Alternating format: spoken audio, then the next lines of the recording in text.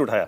R K Singh ji, थोड़ा आप clarity दे सकते हैं क्या? क्योंकि जहां तक मुझे याद है, मैं भी लगातार इसको फॉलो कर रहा हूं नोटिफिकेशन के दिन से अभी तक, इलेक्शन कमीशन ने अपने नोटिफिकेशन में यह नहीं कहा है कि जिसके पास ये 11 दस्तावेज हैं उसका नाम वोटर लिस्ट में शामिल हो जाएगा। उसने यह कहा है कि आपको फॉर्म के साथ इन 11 में से एक दस्तावेज देना होगा, तब आपका फॉर्म लिया जाएगा। उसके बाद जांच होगी और उसके बाद अगर हमको लगेगा कि भैया सब ठीक है तब हम नाम डालेंगे। तो ये आधार भी तो बस अब फॉर्म लेने के लिए एक दस्तावेज है ना। दैट इज व्हाट हम मानक जी, मैं इसी बात को कह रहा था। योगेंद्र भाई साहब बहुत अच्छी बात कह रहे थे, बड़ा तफसील से ये बातों को एक्सप्लेन कर रहे थे। जो कैच फ्रेज है वो है छानबीन करना।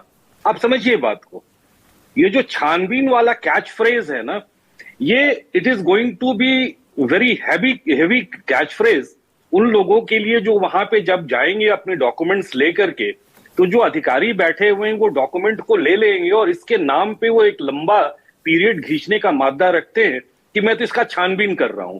और ये यहाँ पे आज नहीं तो कल पिटिशनर्स को कोर्ट के पास आना पड़ेगा इस ऑर्डर की क्लैरिटी के लिए। आज तो हो हल्ला में ये चले गए कि हमने जीत गए, बहुत बड़ी हमने ये मतलब बहुत बड़ा जंग जीत लिया। लेकिन आप लिख लीजिए इस बात को, मैं जानता हूं जुडिशियल शब्दों के हेरा फेरी से ना, नुक्ताचीनी से इश्क का मिजाज बदल जाता है। नहीं, लेकिन आरके सिंह जी, नहीं आरके सिंह जी, लेकिन यहां तो चुनाव आ रहा है ना, यहां तो हर चीज की तारीख तय है।